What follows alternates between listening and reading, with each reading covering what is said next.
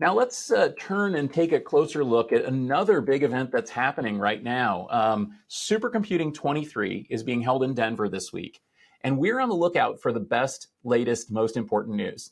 Now, of course, every supercomputing event, we look for the new list of top 500 supercomputers, and we try to read the tea leaves about what that means, not just for this HPC space, but also for the enterprise. And we're going to do that.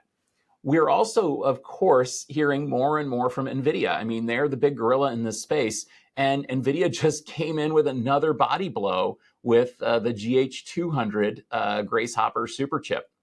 But of course, they've got a lot more than that. They're powering supercomputers like Jupiter. They've got really great, kind of next generation HGX and so on. We're also seeing a lot of other announcements here. But one of the biggest topics of discussion, at least among the people that I follow that are attending supercomputing, is not about the technology. It's about HPC itself. What does it really mean to live in an exascale world?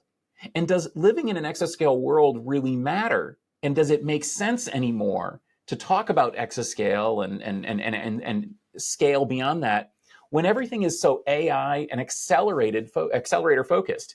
I mean, is an AI accelerator supercomputer still the same flavor of exascale? And I think that that's one of the interesting questions here. Tim, what's your reaction overall to the news from supercomputing?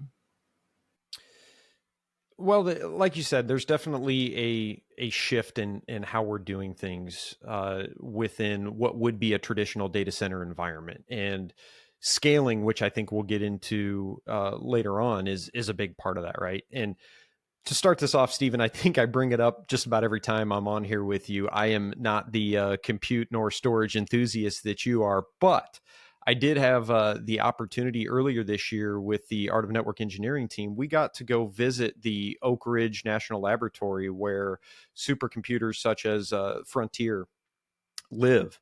And it really opened my eyes to both the scale and the use cases for these systems, what they can be used for, how they can be accessed. And I do think that AI is really going to drive that discussion. In fact, recently I got to attend Networking Field Day with Tom, and Intel presented there and showed us, because you know me, I like to put that networking spin on everything.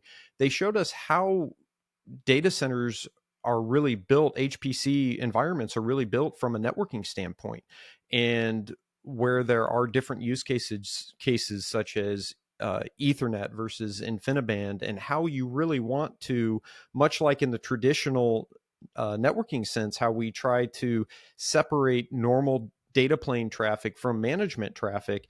That really seems to be the path forward for HPC and AI data center networking, is to separate those AI networks from everything else, so you can really limit that latency and basically let those workloads do what they're meant to do.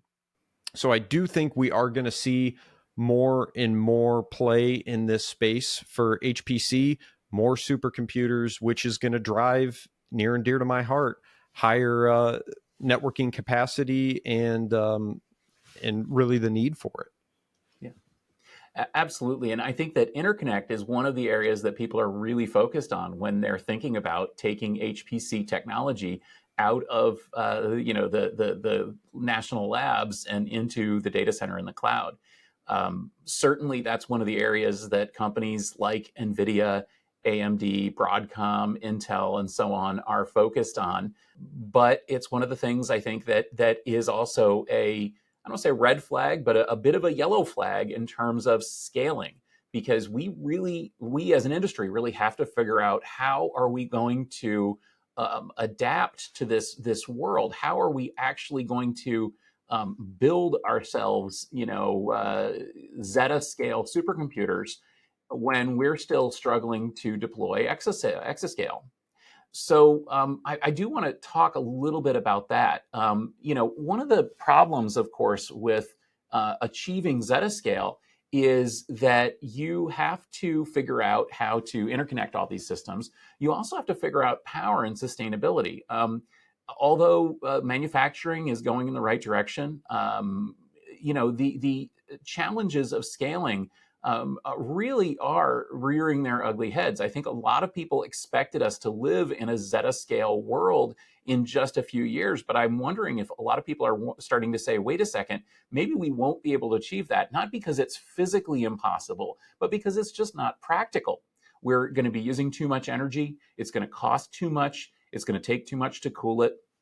Maybe it doesn't make sense to deploy these things.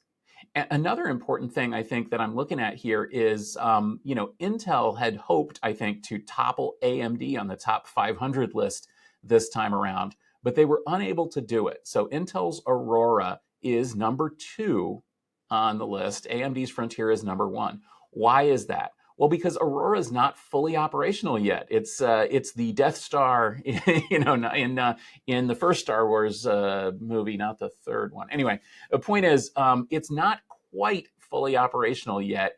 And when it is, it will almost certainly be the most powerful supercomputer on the top 500 list.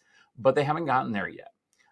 They did deploy all the CPUs, all those Xeon Max Sapphire Rapids CPUs and the Ponte Vecchio GPUs and everything, but we're not quite there yet. Another aspect I think that's interesting about the top 500 list is the fact that the overall mix of servers really hasn't changed that much. Intel and AMD are both right there, but neither one is really accelerating. In fact, by the numbers, Intel actually pulled ahead a little bit, but I think that that's maybe spurious. I would say that they're kind of tied. But for me, the most interesting thing is that ARM still isn't really making shaking things up on the top 500 supercomputer list. The reason this is incredible is because, of course, we've got lots of new products out there, including the Grace Hopper Superchip, which, yes, uses ARM CPUs. It's maybe too early, or maybe it's a sign of a change in how HPC is being looked at. Again, if you think about how these systems are going to be used in enterprise and cloud, maybe having the biggest, baddest supercomputer is not really the future of HPC. Maybe the future of HPC is having a big, bad supercomputer that's able to do AI and has a lot of accelerators, has a lot of special instructions, but maybe isn't really focused on topping that list. And I think that that's maybe a more realistic way to look at a lot of things that are happening. We're hearing from, for example, our friends at Liquid with their Ultra Stack that they're going to be deploying much more flexible GPU accelerator systems.